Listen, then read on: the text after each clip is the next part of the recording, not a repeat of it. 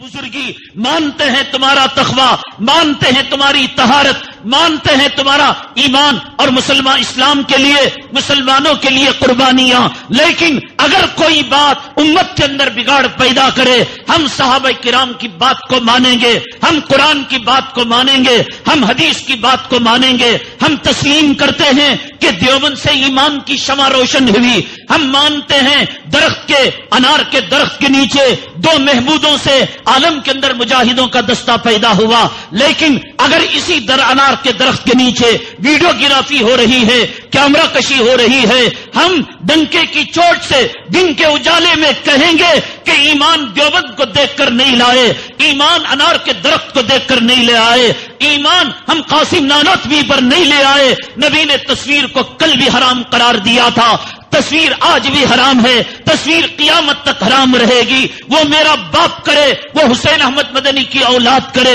وہ دیوبند کا محتمم کرے، وہ جمعیت کا صدر کرے، حرام حرام رہے گا، حلال حلال رہے گا۔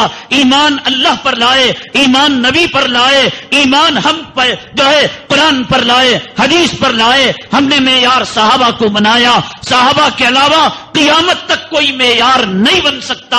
ہر ایک سے حجت کی جا سکتی ہے، ہر ایک میں خطا کا احتمال ہے۔ شریعت نے جو احکامات دیے وہ دو قسم کے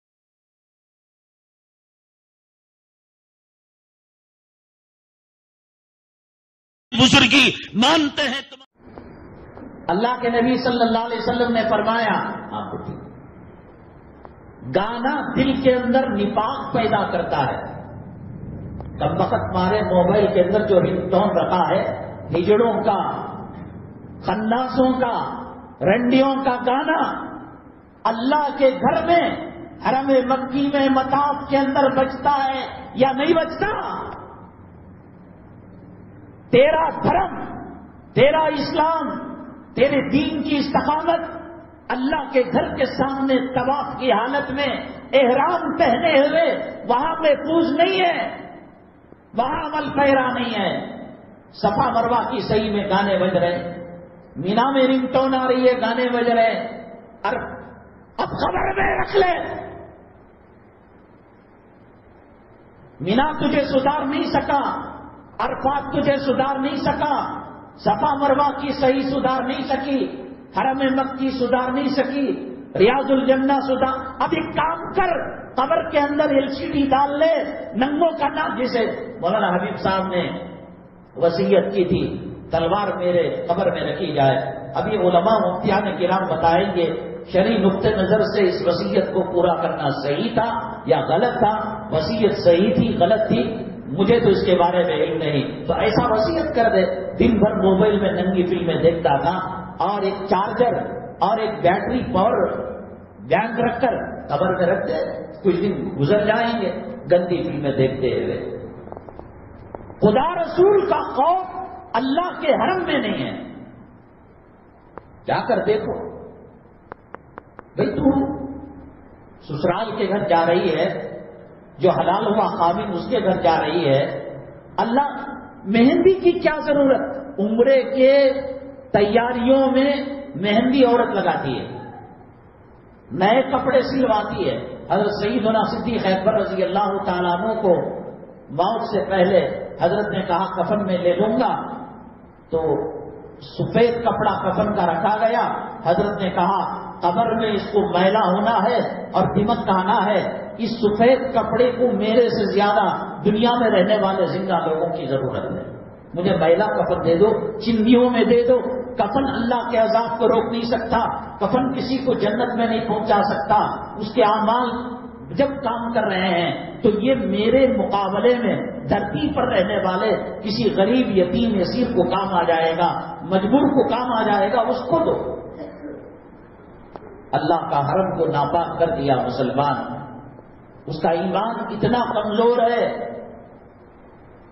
نبی کریم جناب محمد رسول اللہ صلی اللہ علیہ وسلم کی روضے شریفہ کے پاس جب سلام پڑھا جاتا ہے تو باب السلام سے انٹری مارتے ہیں اور بقی کے دروازے سے نکلتے ہیں۔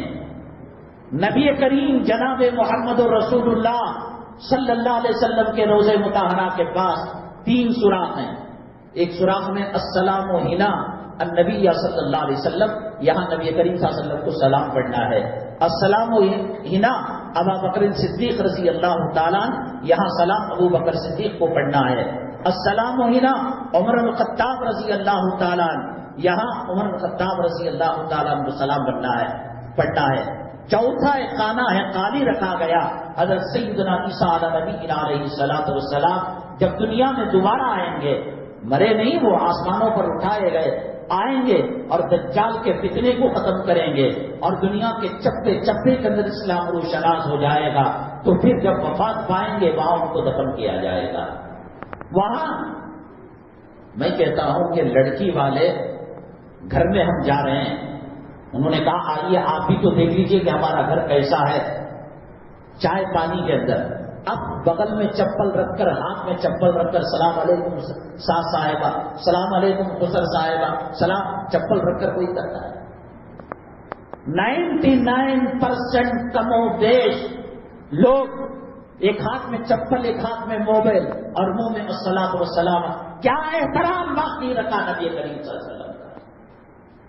ایک چپل رکھ کر کوئی سلام کرتا ہے؟ مسجد کے متولی اور مسجد کے صدر سیکریٹری کو جب مسجد کا اسٹاف، مؤذن، امام، خطیب یا وہاں کا واچ مین تنخواہ لینے جاتا ہے، بجائے دروازے پر چپل چھوڑنے کے ہاتھ میں پلاسٹک کور میں چپل رکھ کر سلام علیکم حاجی صاحب، سلام علیکم، تو اچھا مانتا برا مانتا؟